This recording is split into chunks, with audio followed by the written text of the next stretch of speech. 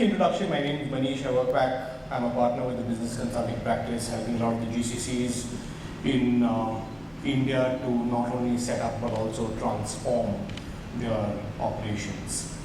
We're talking over here about a very pertinent topic, and we should spend some time on it with respect to how do we really ensure that the organizations move from the regular role-based to a skill-based approach. When you really look at the workforce and the way it has been changing over the last 20 years, it's going to be fairly more different in the future as well. And moving from the traditional role-based to a skill-based approach is not an easy change. Let me first begin with that. It takes a lot of perseverance, it takes a lot of patience to be able to drive that change from one end of the spectrum to the other. What's brought us here is not going to take us forward. If you really look at the Fortune 500 companies, the top 20 companies are not the same that were even 20 years ago. They will not be the same that will be in the next 20 years as well.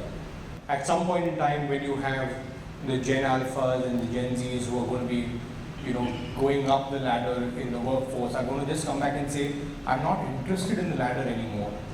Tell me what is the impact that I create to an organization. Tell me how can I do more. Like Sumit mentioned, the fact is, I'm not interested in that 18-month promotion. I'm not interested in the 12-month increment. Tell me how can I do more with the organization that I work back with. And that's what it means, that how do you ensure the fact that organizations move from silos of, hey, I'm sales, I'm HR, I'm business, I'm operations, I'm production, to being more boundaryless. So people will start having skills from across organizations. Even in our organization, I come from EY, we always say that we are tax, we are audit, we are consulting, we are technology consulting, etc. But clients are not buying, or clients are not talking to us about that anymore. Now they're talking about, can you tell me something about tax technology?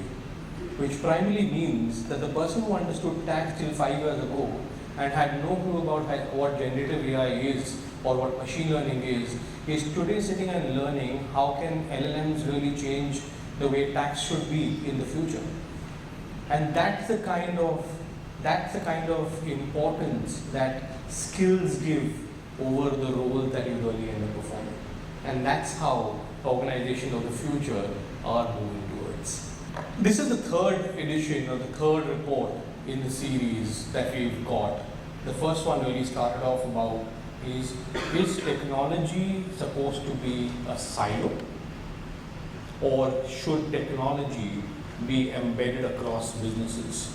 And you would have realized the fact that a lot of times data, technology, DevOps, etc., some of these core skills that we really talk about were at some point in time sitting in the technology side of the house, which is one pillar.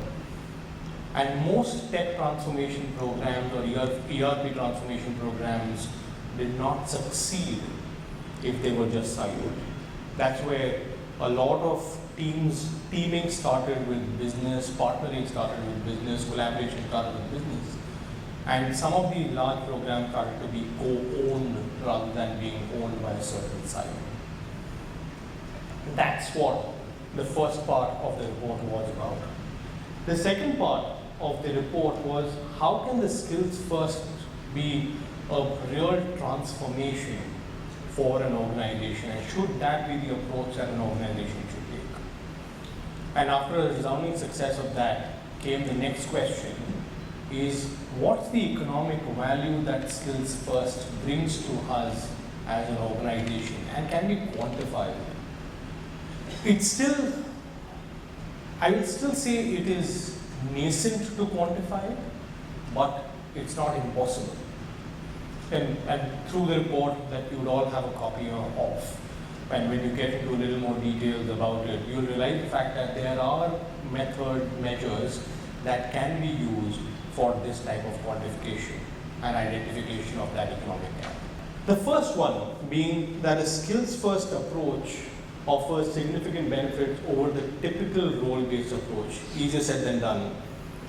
To throw some stats over here, 70 to 80% of the employees who were surveyed mentioned the fact that they don't even think their organization is owning the skills or extracting the skills or using the skills that they really bring to the table. Now I'll tell you something which is very contrary. The employer said, like, there is a massive amount of skill gap that really exists. I don't get the skills that I want for the business to grow. One side of the house, the supply side, says my skills are not being used. One side of the house says I have a skill gap sitting over here. What really eventually ends up happening, and what we realized when we were getting deeper into the survey, is that most of the employers don't even know the skills that the employees bring onto the table, which brings to a massive gap that if I don't know what I don't know. I'm looking out for a skill out in the market which may actually exist in the organization, but I don't have a taxonomy, I don't have a repository, so I don't know the skills that really exist. And that's exactly why a lot of organizations have now not started saying that, hey, I want a DevOps person and I want this and I want that, but started saying, do I have somebody who can drive this particular business problem in the organization? If yes, put up your hand and be happy to be able to go ahead and do that. That's how the role-based moves more towards a skill-based approach. The second one is an interesting one, a unit cost of transformation of the workforce.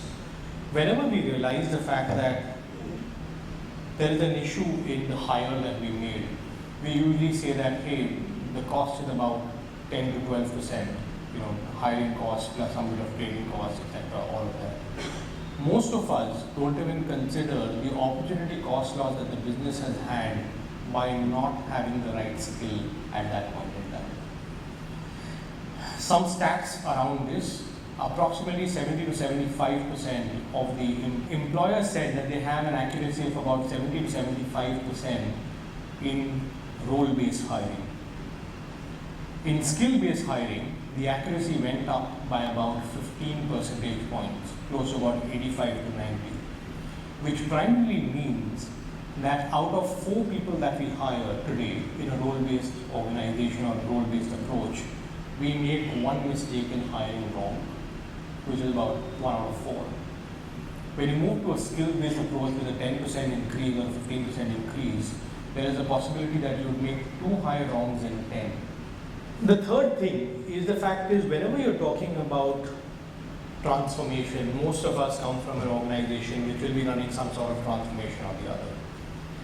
Whenever you put together a team and you're leaning towards a skill-based approach, whether these people are bringing the right skill sets onto the table to drive that transformation, the transformation is one, the more likely to be successful. Second, the transformation is more likely to cost lesser to an organization. But from a cost of transformation, when you're looking at a skill-based approach, is always going to be lower than that of a role-based approach. The last bit over there is the fact is, what do we really do and what does it really mean? For most of the organizations, we want to match job descriptions to a certain role, and we want to match some people to a certain job description, but not to the competency and not to the skills that they bring onto the table. Which means that, one, if we don't have the data that exists of what do we want versus what do we have, we're always going to cry foul on a skill gap. Start measuring people on the skills that they bring on the table. Start measuring the roles and impact that they create with the skills that are really needed for an organization, for you to know your skill gap. That's extremely important from an overall taxonomy perspective, whether it's a skill taxonomy, whether it's putting together job description, etc., all of that. If you are thinking skill first, what are you in your organization really doing to ensure that you know what the employees are bringing onto the table? And secondly, from a strategic perspective of what you want to deliver in your respective organizations, Are you really thinking of what the skills of the future will be and how I can upskill the folks that I really have? With that, you will have better hiring, lesser attrition, more happy employees, and hence better engagement scores. Globally, the engagement scores are sitting at only about 27%. That's about 70% of the folks. 70% is leading organizations, but 27% is globally done. The second thought that I have, there was another stat that I was reading up, which said that 70% of the spends of learning and development teams are spent on people who are below the average age of the organization. So most of the folks think that, hey, this person's been here for 10 years, this person doesn't need to spend too much time on L&D. And hence what we end up spending time on are folks between 0 up to your average age. Only 30% is spent more than your average age. Honestly, those are the people who need more time and more learning or more skill-based, competency-based learning than what you and I really think when you really go down to those type of grassroots basics.